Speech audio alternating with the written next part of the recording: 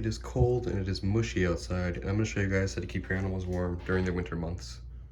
Alright, so here we have Pandanus viatoris emperor scorpions, two of them, male and female. Need warmth, need humidity. Same with the mourning geckos here, and tree frogs obviously need humidity and warmth. And I'm going to show you guys how to sustain that during such weather. It's been like this for a good couple weeks now. It's starting to melt though. It was a lot more snow before, but yeah.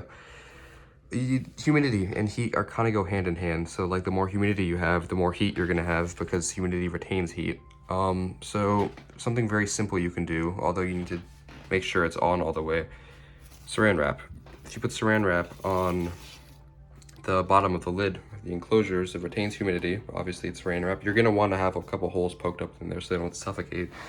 But yeah, very good humidity retain. You can have a humidity gauge in there just so it's like easy to see. But let me take this off and see how they're doing. It's been a while since I've last fed them. I'm not gonna feed them right now because I'm kind of low on food stock. I breed my own superworms and they've kind of eaten me out of my last superworms. Here's the colony right here. It's not too small, so I'm gonna have to go and buy some more food for them. Got little plants sprouting back there. That's interesting. But yeah. I might give them a bit bigger enclosure soon, but yeah, they're kind of outgrowing this. Oh, there's the male, and there's the female. Yep, very feisty. The male is very skittish. The female does not mess around. She kind of stands her ground. Gotta be worryful of her. Yeah, the male's he's a scaredy cat. He'll run away. I'm not gonna mess with her too much, but just to show you guys, she is not one to screw around with. She's not a happy scorpion. But yeah, these guys are pretty cool.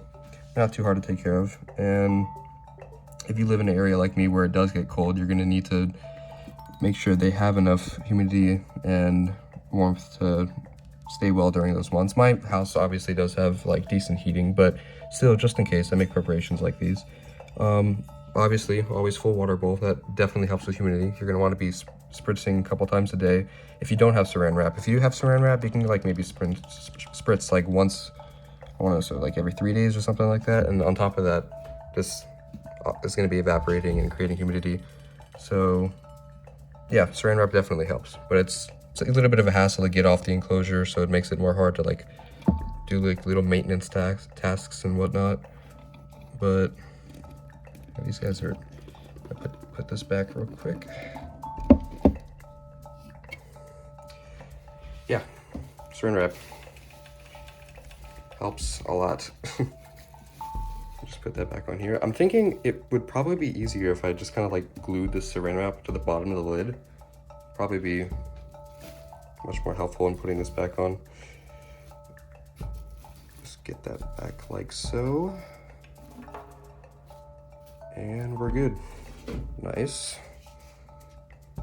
I got these from, I believe it was Fear Not Tarantulas. Pretty good website they have. Decent animals. They seem like good breeders. All right, so we have mourning geckos. We have 2 adults and 1 juvenile. Yeah, I can only see 1 right now. They're gonna be extremely skittish, so I gotta be careful with them. Yeah, so with mourning geckos, just generally, you're gonna want like every little kind of crack and crevice you're gonna want to fill up with anything you have. I use cotton just because it can get into everything there, but baby mourning geckos are tiny. They can squeeze through anything, and you do not want them escaping, because if they escape, you are never going to see them again. Unless, I don't know, you find a smelly dead corpse in the corner of your room or something, but that's not something you want. So let me take this off. Also, when you move the lid, you got to be very careful, because if they are in the cracks, you don't want to squish them. The terrarium I have right here doesn't have, it's got a little bit of room to go under, but it doesn't connect with the top of the lid, so I'm okay. But yeah, you just gotta be careful with these guys. They're very physically fragile. So, I'm gonna remove the lid. Make sure there's nothing on top. We're good. And let's see how we're doing here. Nope, as expected, there is no one here. You got 1 guy back there. Let me just kind of, if you can see him, or her rather, they're all female. The whole species is female. They're very interesting species, mourning geckos. They're, I believe the word is parthenogenic, which basically is a form of asexual breeding. Oh, there's the baby. There he is. Yeah, so they basically clone themselves. Like this little guy doesn't have too much genetic diversity compared to the parents. They are quite literally clones of each other. But they are very interesting animals. Not holding animals, more like watching, but nonetheless, very cool. So with heating them, obviously they are tropical animals and they're gonna need heat and humidity as well. You can do the same with the saran wrap, although with this enclosure I don't, because of the lid. It kind of would rip through the saran wrap and I'd have to replace it every single time I open it, and that would be annoying. Oh, there we got the male over there, he's just chilling. But yeah, so with these guys, you're gonna want this big boy right here, heat pad. Do not put it on the bottom, put it on the side, because that's a movement. But yeah, this guy you're gonna want to put on the side. I need to get a new one of these because turn this around, it's disgusting, very old, doesn't stick anymore. It still like works, but it's just bad. Need to get a new one. But yeah, heat pad on the side if you can. And if your enclosure sustains it, yeah, saran wrap too. Just gotta be mindful of that. Poke holes, open it every once in a while to make sure it doesn't get too humid. Forgot to mention with saran wrap, the risk with saran wrap is it getting too humid, and then you have like a mold situation on your hands, which did happen to me with this enclosure, and I had to take everything out and redo it, and I did it again, poke some more holes in the top, and we were good. But yeah, you gotta watch out for mold. You wanna make sure you have enough holes in the top of your saran wrap when you do that. Yeah, that's about it. Just heat pad for these guys. You can do the same here, always on the side, not on the bottom, because most animals, when they want to be cooler, they will go underground to find it. And if they go underground to find coolness and they are just fried alive, that's not going to be a good day for you or the animal.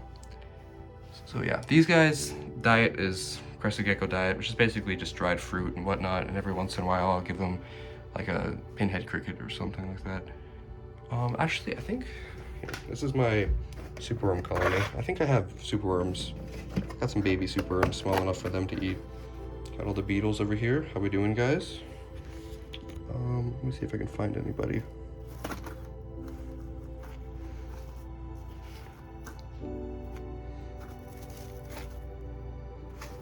Oh, there's one. Yeah, so this is a baby superworm. Yeah, this is definitely small enough for them to eat. Though I doubt they'll eat on camera. They're very, very shy. Oh, yeah. Another one. Full-size superworms are significantly bigger than this.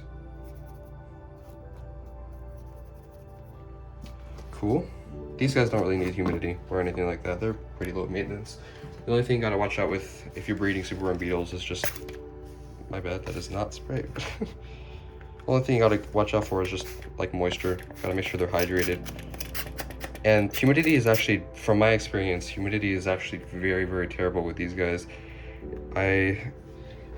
Fortunately, I have to admit that there was a moment in my beetle breeding experiences where I committed beetle genocide because it was too much humidity. That really sucked. I had a really big colony. It was like I want to say like 40 beetles, maybe 50, and they all died because it was way too humid. And that really sucked. But yeah, watch out for humidity. These guys, they really don't need any. It's still good to keep them warm though. If they get too cold, they're gonna breed slower, and that's gonna screw up everything. But yeah. Frogs. These big boys. So tree frogs are tropical animals, and as such, again, heat and humidity. This tank is too big for me to put like saran wrap on, and if I did, it would be just like this. This tank is actually almost just like a larger version of this one with the clip and everything, but yeah, if I put saran wrap on this, I'm gonna have to take it out every time I open it. Although this door is convenient.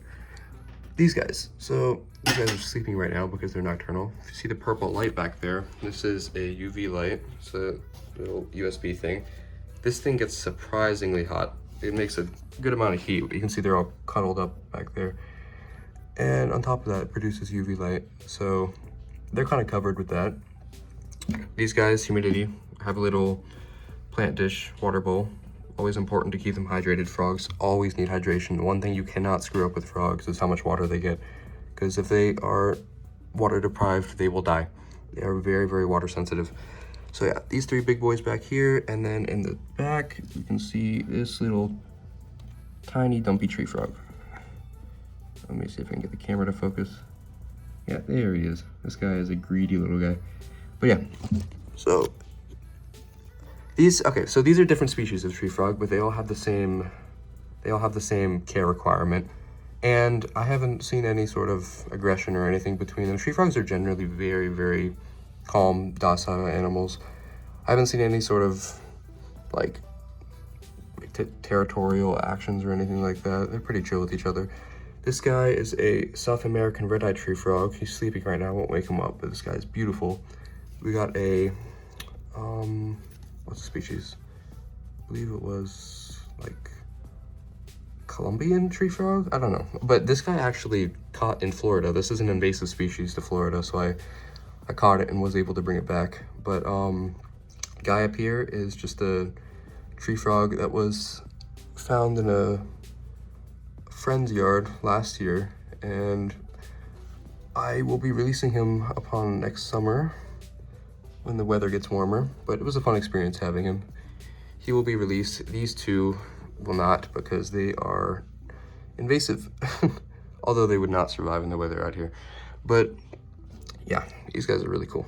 So yeah, water, heat, UV light. They don't really need UV light because they're nocturnal, but it's still good for them. Like, why not? You know, they're all enjoying it back there.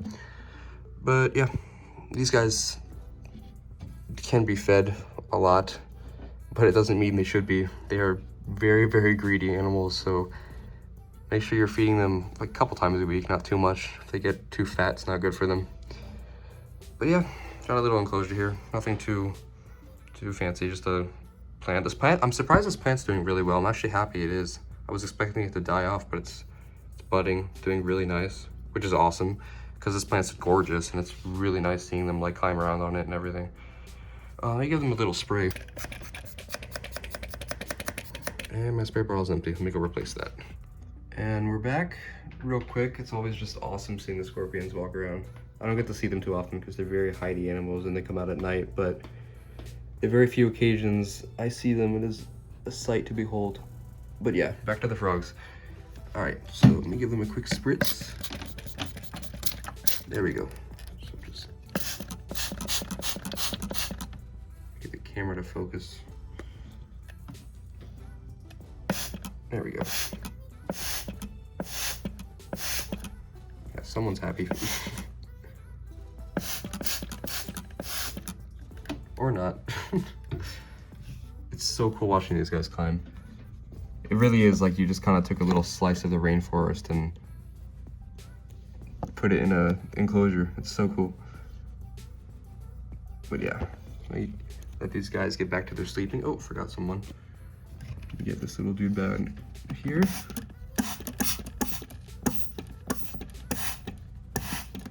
And we're good. I'll give some to the plant too, why not? Cool. Yeah, and there we are. Hope this helped you some. Oh my god, he's so cool. Real quick. He is so cool. And before you ask, they don't have names. I'm very terrible at naming things. The only name that any of these have is this guy down here, and it's not anything spectacular either. His name is Mr. Frog, so. But yeah, any name suggestions I will definitely take into account. This guy is so cool.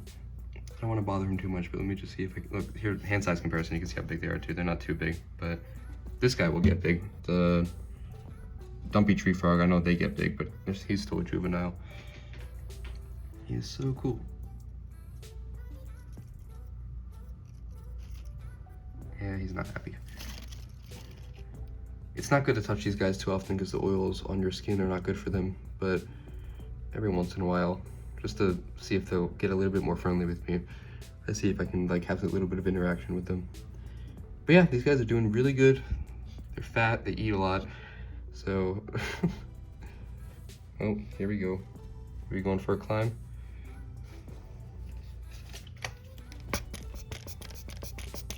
I think we are.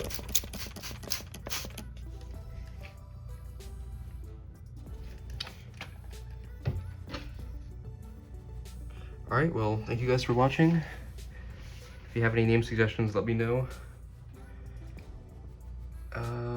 Yeah. See ya.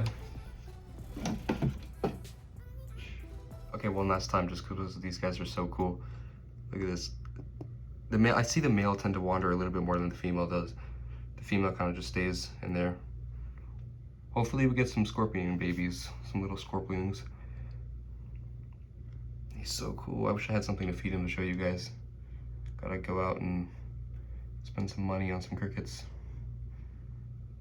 Dubia roaches are better than crickets, by the way, for most animals. They're just more nutrient rich. Oh, you can see the flaps down there.